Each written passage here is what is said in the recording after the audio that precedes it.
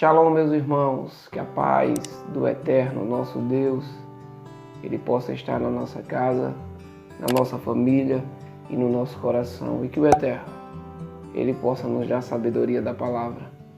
O tema para o estudo de hoje é esse: a morte de Uzá, que está em 1 Samuel, capítulo 6, versículo do 1 ao 8, e está também em 1 Crônicas, capítulo 13, versículo de 1 ao 14. Meus irmãos, a morte de Uzá. Uzá era um homem que morreu porque tocou na arca. O que podemos aprender com isso? A gente vai ler alguns textos e vamos entender porque esse homem, Uzá, morreu simplesmente por tocar a arca. A gente começa logo em 1 Samuel, capítulo 6, versículo do 3 ao versículo 7. Diz assim: colocaram a arca de Deus sobre um carro novo e levaram da casa de Abinadab, que está no alto da colina. Uzá e Aio, filhos de Abinadab, conduzindo o carro. Uzá caminhava à esquerda da arca de Deus e Aio caminhava diante dela. Davi e toda a casa de Israel dançavam diante do Eterno ao som de todos os instrumentos de madeira e de cíprese, das cítaras, das harpas, dos tamborins e dos pandeiros e dos cimbalos. Ao chegarem à eira de Nacon, Uzá estendeu a mão para a arca de Deus e a sustentou, porque os bois faziam tombar. Quer dizer que os bois tombaram.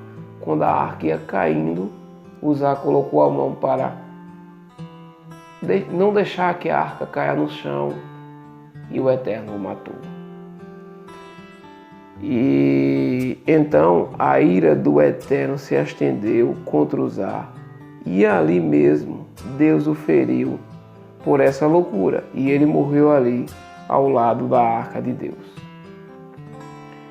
Então, primeiramente, se você ler o texto todo, o capítulo, vocês vão entender.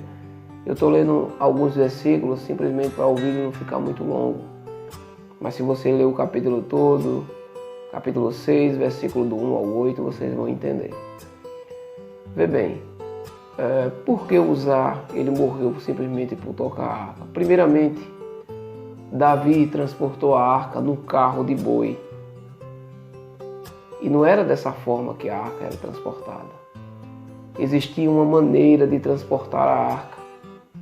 A gente vai ver em Números, capítulo 4, e versículo do 5 ao 6, e vamos entender, procurar entender de que forma era transportada a arca do Eterno.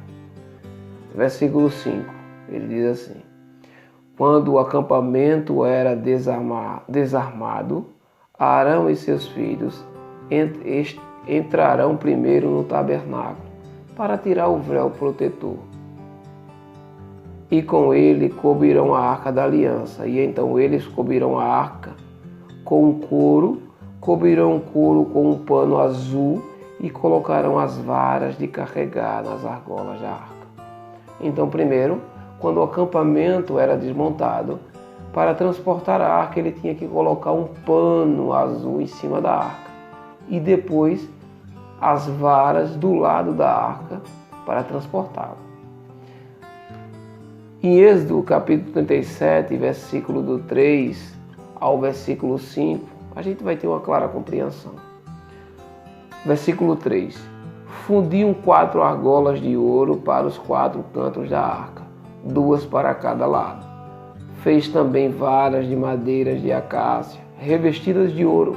As varas foram introduzidas nas argolas do lado para carregar a arca. Então, entendemos que, primeiramente, a arca ela foi transportada de forma errada por Davi.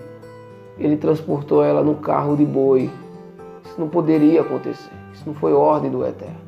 Ela tinha uma maneira de ser transportada, como a gente acabou de ver nesses versículos. Ela tem que ser transportada segurando do lado da arca, com varas e para que ninguém o tocasse. Então quem poderia transportar essa arca? Só quem podia transportar essa arca eram os levitas. Se a gente lê 1 Crônicas, capítulo 15, e no versículo 2, ele diz assim: depois disse, a arca do Eterno só pode ser transportada pelos levitas, pois o Eterno os escolheu para carregar a arca do Eterno e estarem sempre a seu serviço. Então, primeiramente, a arca foi transportada de forma errada. Davi não consultou os levitas, não consultou o Eterno. Então o erro começa de Davi, né? Infelizmente, Davi transportou a arca de forma errada. E, ao longo do caminho, né, como a gente já leu, os bois tropeçaram e Uzá foi tocar na arca tentando salvar a arca e assim morreu. O que a gente pode entender disso aí? Muitas pessoas dizem, mas Uzá, ele não sabia de nada. Ele sabia sim, porque a arca passou 20 anos na sua casa. Em 1 Samuel, capítulo 7, versículo 2, a gente vai entender.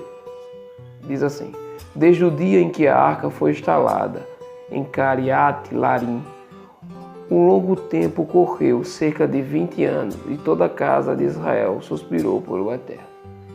Então, 20 anos passou a arca na casa de Uzá. Então ele sabia que não podia tocar na arca. Mas por que ele tocou? Existem várias especulações, mas o que eu quero trazer para você hoje é o seguinte: Uzá tinha boas intenções, era de salvar a arca. Mas o Eterno já tinha ordenado, só podia carregar a arca os levitas. E por que Uzá fez isso? Então, meus irmãos, boas intenções muitas pessoas têm em relação ao caminho do Eterno, a palavra do Eterno. Mas de boa intenção o Eterno não quer. O que o Eterno quer é obediência.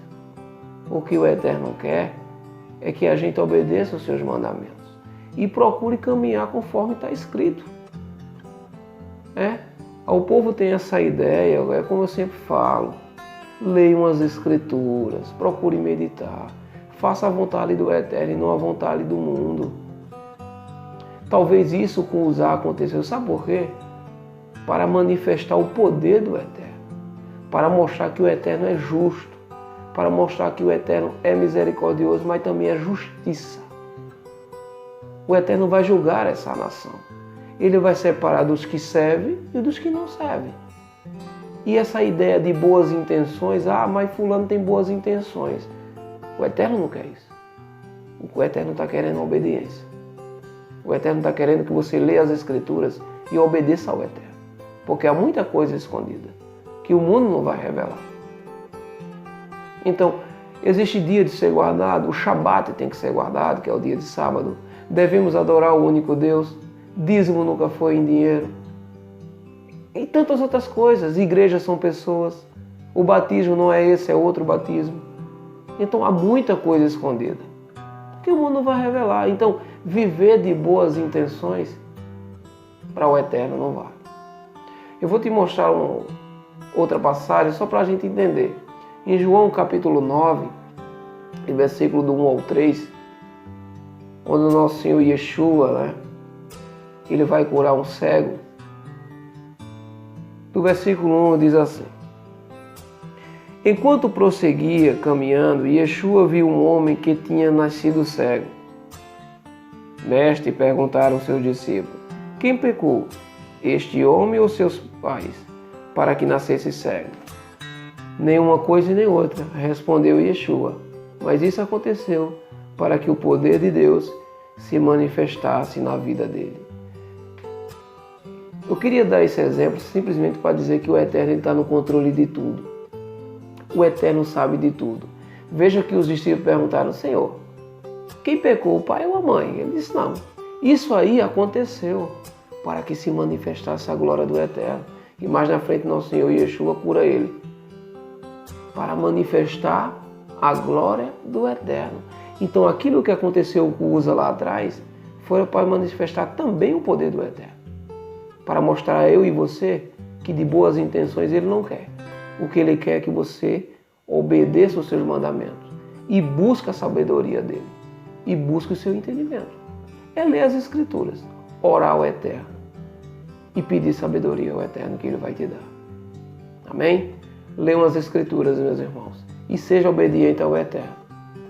Porque é uma frase que eu sempre digo: viver sem ler é perigoso e te obriga a crer naquilo que nos diz. Fique em paz e que o Eterno nos abençoe. E que essa passagem de Uza sirva de exemplo para mim e para você, de que viver de boas intenções o Eterno não quer.